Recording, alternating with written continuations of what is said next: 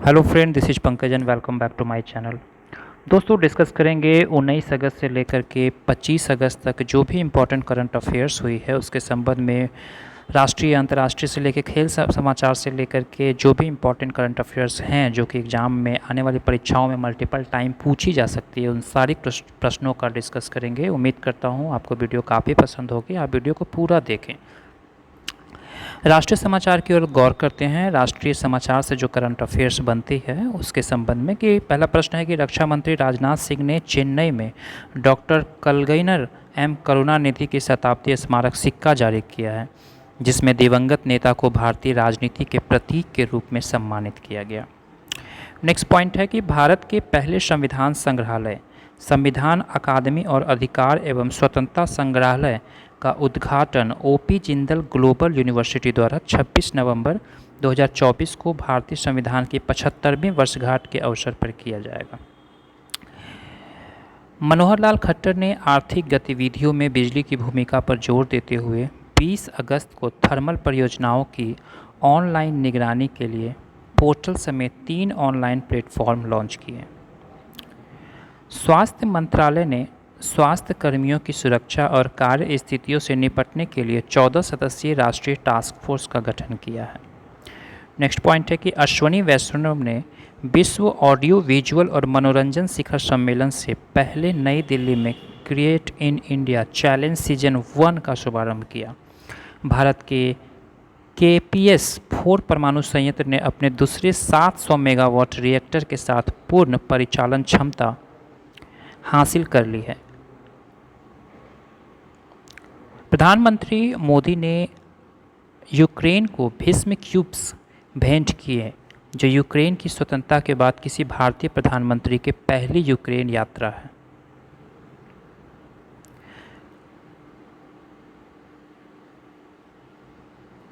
आगे अंतर्राष्ट्रीय समाचार से जो भी न्यूज बनती है, अंतर्राष्ट्रीय समाचार की करंट अफेयर से रिलेटेड, उसके बारे में डिस्कस करेंगे कि चीन में 5 स्थलों पर 11 नए परमाणु रिएक्टर के निर्माण के लिए 31 अरब डॉलर की मंजूरी दी है, जो परमाणु ऊर्जा को बढ़ावा देने और कार्बन उत्सर्जन को कम करने के लिए रिकॉर्ड संख्या में परमिट है। नेपाल भारत को लगभग 1000 मेगावाट बिजली का निर्यात करेगा, जैसा कि विदेश मंत्री एस जयशंकर ने नेपाली समकक्ष आरजू राणा देउबा के साथ बैठक के बाद घोषणा की। दक्षिण कोरिया के ओसान एयर बेस पर 51वीं फाइटर विंग 19 अगस्त से 23 अगस्त 2024 तक उल्ची फ्रीडम शील्ड 24 के साथ अपने तैयारी अभ्यास को एकीकृत करेगी। नेक्स्ट प्रश्न है कि भारत और डेनमार्क हरित रणनीतिक साझेदारी के तहत स्वच्छ नदी पहल पर सहयोग कर रहे हैं। आगे नियुक्ति संबंधी जो भी करंट अफेयर्स बनती है उसके संबंध में प्रश्न है कि अशोक कुमार सिंह IAS ने श्रम एवं रोजगार मंत्रालय के तहत कर्मचारी राज्य बीमा निगम के महानिदेशक का पदभार संभाला। तो कौन है? अशोक कुमार सिंह। नेक्स्ट प्रश्न है कि सत्यप्रकाश सांगवान को पेरिस ओलंपिक 2024 में भारत के लिए सेफ डी मिशन नियुक्त किया गया है। नेक्स्ट प्रश्न है कि M सुरेश को भारतीय विमानपत्तन प्राधिकरण यानी AAI का अंतरिम अध्यक्ष नियुक्त किया गया। नेक्स्ट प्रश्न है कि IAS अधिकारी दीप्ति गौर मुखर्जी ने कॉरपोरेट मामलों के मंत्रालय MCA के सचिव का पदभार संभाला। अगले प्रश्न है कि नेस्ले ने मार्क श्राइडर के स्थान पर लॉरेन फ्रेक्स को नया CEO घोषित किया है। आगे रक्षा संबंधी, डिफेंस संबंधी जो भी करंट अफेयर्स बनती है उसके संबंध में डिस्कस करेंगे कि पहला प्रश्न है कि सेना प्रमुख जनरल उपेंद्र द्विवेदी ने भारतीय सेना की परिवर्तनकारी पहलों और 2047 तक विकसित भारत के लक्ष्य को प्राप्त करने में इसके योगदान पर केंद्रित एक उच्च स्तरीय बैठक की अध्यक्षता की। नेक्स्ट प्रश्न है कि भारतीय नौसेना ने स्वदेशी समुद्री इंजीनियरिंग क्षमताओं को बढ़ाने के लिए BEML लिमिटेड के साथ समझौता ज्ञापन पर हस्ताक्षर किया। अगले प्रश्न बैंकिंग संबंधित है, फाइनेंशियल से रिलेटेड करंट अफेयर से कि बंधन बैंक ने महिलाओं के लिए अवनी बचत खाता और बंधन बैंक डिलाइट्स लॉयल्टी कार्यक्रम शुरू किया है। नेक्स्ट प्रश्न है कि आरबीआई ने अपने ई मैंडेट ढांचे में फास्टैग और एनसीएमसी के लिए ऑटो रिप्लेनिशमेंट को जोड़ा, जिसमें प्री डेबिट नोटिफिकेशन की आवश्यकता समाप्त हो गई है। आगे व्यापार से रिलेटेड जो भी करंट अफेयर्स बनेगी उसके संबंध में डिस्कस करेंगे कि भारत में शुद्ध एफडीआई यानी फॉरेन डायरेक्ट इन्वेस्टमेंट वित्त वर्ष 25 की पहली तिमाही में बढ़कर $6.9 मिलियन हो गया, जो विनिर्माण, वित्तीय सेवाओं और ऊर्जा जैसे क्षेत्रों में उल्लेखनीय वृद्धि से प्रेरित था। अगली प्रश्न है कि एनसीएलटी ने फिनटेक कंपनी स्लाइस के north east small finance bank के साथ विलय को मंजूरी दे दी है।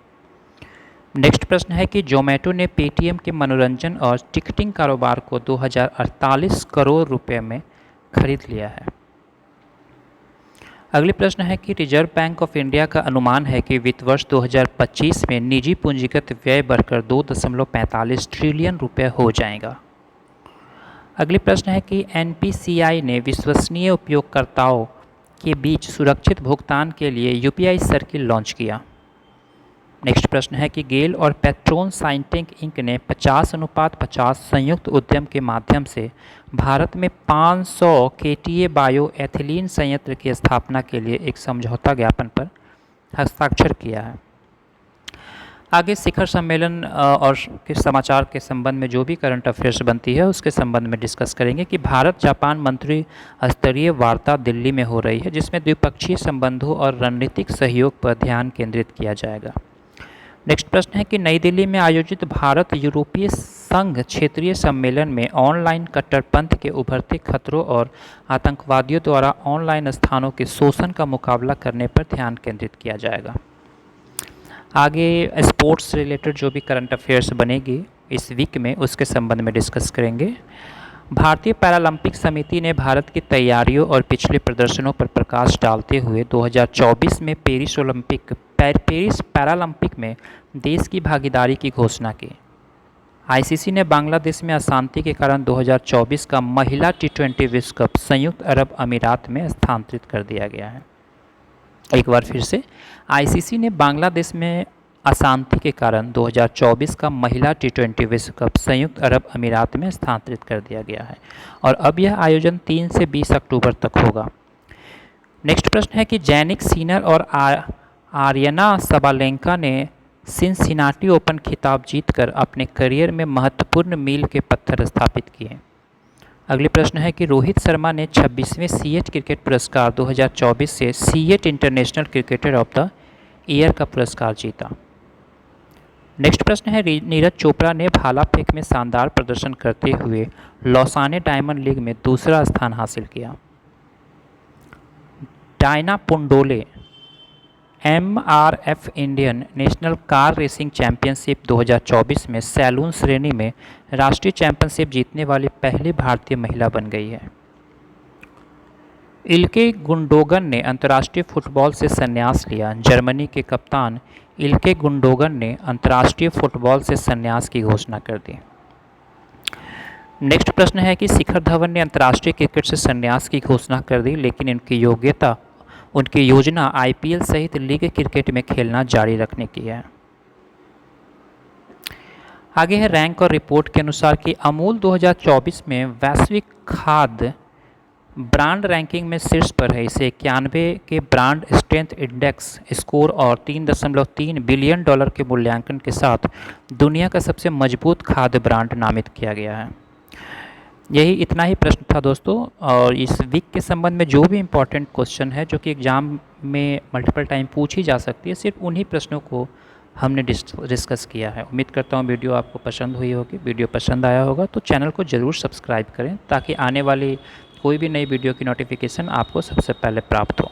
वीडियो को पूरा देखने के लिए धन्यवाद दोस्तों। Signing off.